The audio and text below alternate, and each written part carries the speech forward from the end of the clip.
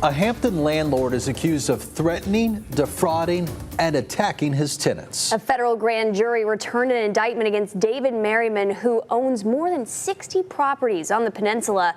Sarah Hammond joins us in the studio now with the details, which we have to warn might be disturbing to some of our viewers. Sarah.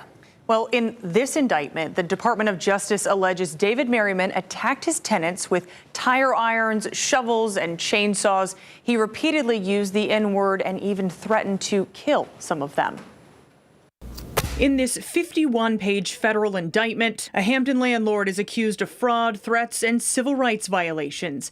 58-year-old David Merryman owns more than 60 properties on the peninsula, renting primarily to low-income African Americans susceptible to homelessness. The indictment returned by a federal grand jury outlines the alleged racist and threatening comments to tenants. We spoke to Joseph Robertson back in 2021, who lived in one of Merryman's homes when former Attorney General Mark Herring filed a lawsuit against the landlord.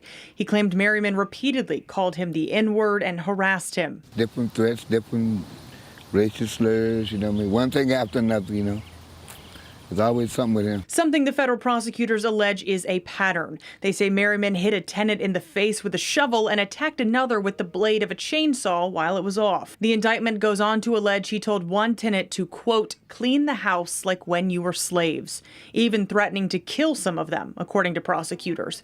The indictment goes on to say from around 2015, Merryman defrauded his tenants out of money by renting rundown homes and making false promises to fix the problems.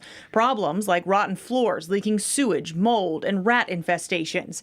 The document also alleges Merryman forged his tenants' signatures and lied about the state of the homes to receive rent relief and housing assistance benefits that he was not entitled to.